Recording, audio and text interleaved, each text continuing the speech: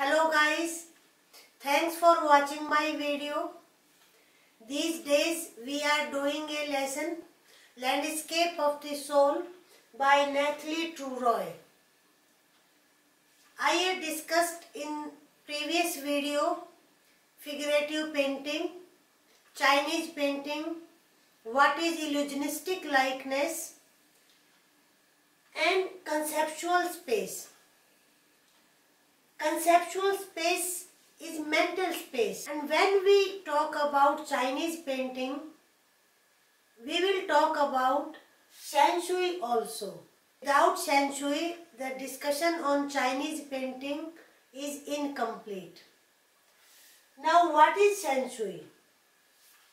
Shen Shui word is made of two words, that is mountain and water. In their view, mountain is yang energy and water is yin energy. Yang is vertical, ये energy ऊपर की तरफ जाती है according to Taoism. Yang energy goes upwards, यानी ये sky की ओर जाती है. yin energy remains on earth, ये जमीन पर रहती है. This energy is vertical. And yin energy is horizontal. ये उनका कॉन्सेप्ट है. And according to them, there is void in between. Void क्या होता है? खाली जगह, empty space. और human activity takes place in that space. Human role is in that space, according to them, that empty space. ये जो concept है ये हमारे योगिक प्रैक्टिस से मेल खाता है. योगिक प्रैक्टिस में हम जब प्राणायाम करते हैं, ब्रीद इन, सांस लेते हैं, एंड ब्रीद आउट. लेकिन इन दोनों एक्टिविटीज के बीच में गैप, जब हम सांस कोई भी नहीं लेते हैं, सांस नहीं लेते हैं, जैसे आप करेंगे सांस अंदर लिया और जब कुछ सेकंड के लिए कहा जाता है प्राणायाम में कि हमें वॉइड क्रिएट करना चाहिए, एक शून्य, जब हम हमारे अंदर ब्रेथ ना हो, तो ये that space is void space. Breathe out करने के बाद जो हमारे अंदर खालीपन होता है प्राणायाम में, दैट इज कॉल्ड वॉइड. और यहां भी वॉइड है, ये that is void. In energy is called cool, moist, fluid, यानी चेंजेबल. ये शेप चेंज करती रहती है. जैसे वाटर एनर्जी होती है ना, वाटर अपना जैसे पॉट में डालो, वो शेप चेंज हो जाती है. On the other hand, yang energy is stable. कहा भी जाता है ना, अरे पहाड़ की तरह वो अटल खड़ा है, तो stable, warm. yang energy represents mail energy, masculine. इन एनर्जी रिप्रेजेंट्स फीमेल एनर्जी, यानी कि स्त्री की, और yang energy represents mail energy, पुरुष की, ऐसा माना जाता है.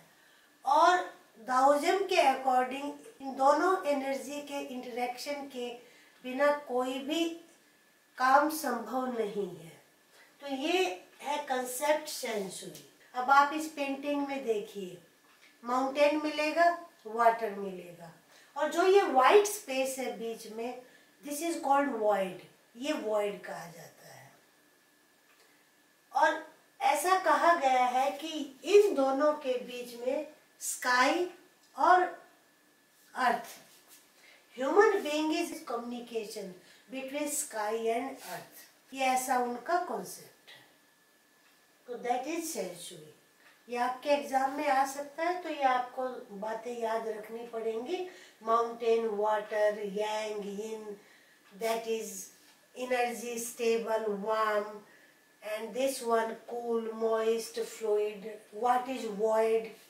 ये वर्टिकल एनर्जी है, ये हॉरिजॉन्टल एनर्जी है, और ये हमारी योगिक प्रैक्टिस से इसका कैसे कंपैरिजन किया जाता है। ये तो थे हमारे पेंटिंग के डिफरेंट कॉन्सेप्ट्स। पेंटिंग की फील्ड में एक कॉन्सेप्ट और है, दैट इज आउटसाइडर आर्ट। उसको आर्ट ब्रट का भी नाम दिया गया है एंड रॉ आर्ट का। इस कॉन्सेप्ट को देने वाले हैं फ्रांस के जीन डुबुफे। एक फ्रेंच आर्टिस्ट जीन डुबुफे ने ये कॉन्सेप्ट दिया आर्ट ब्रट। अभी आर्ट ब्रट क्या है? Outsider art, art brought, raw art. Art Brut is the art by an artist who has no formal training. दूसरे जो पेंटिंग्स हैं, आर्टिस्ट बाकायदा ट्रेनिंग लेते हैं कि उसको प्रॉपर तरीके से कैसे कला का रूप दिया जाए, बट रॉ आर्ट को कोई फॉर्मल ट्रेनिंग नहीं होती है, अनट्रेन्ड आर्टिस्ट होते हैं। जैसा उनका अपना आइडिया होता है वो अपनी कला में उसको शो कर देते हैं। ये तो आउटसाइडर आर्ट। जो फ्रेंच आर्टिस्ट जीन डुबुफे ने कॉन्सेप्ट दिया है। 1940s में जब वेस्ट में ये कॉन्सेप्ट था, इंडिया में एक हमारे जीनियस हुए हैं जिन्होंने इस आर्ट को बहुत ऊंचाइयों तक पहुंचाया, और उनका नाम है श्री नेकचंद। हम आर्ट ब्रट की बात करें, आउटसाइडर आर्ट की बात करें, तो ऑटोमेटिकली हमारा अटेंशन कहाँ पर जाता है? Rock garden. इन्होंने बड़ी एडवांस्ड एज में एक गार्डन बनाया, बहुत ही खूबसूरत आइडिया था इनका। जितना हमारा वेस्ट मटेरियल है, चाहे वो टाइल्स है, चाहे सिंक है, चाहे चूड़ियां हैं, चाहे कोई टूटी हुई कार है, हर तरह का मटेरियल जो हम फेंक देते हैं, रिसाइकिल्ड मटेरियल से इन्होंने स्कल्पचर बनाए, और स्कल्पचर के डिफरेंट फॉर्म्स देकर इन्होंने रॉक गार्डन का निर्माण किया चंडीगढ़ में। आप भी अगर नहीं गए हैं, कभी मौका मिले तो देखना।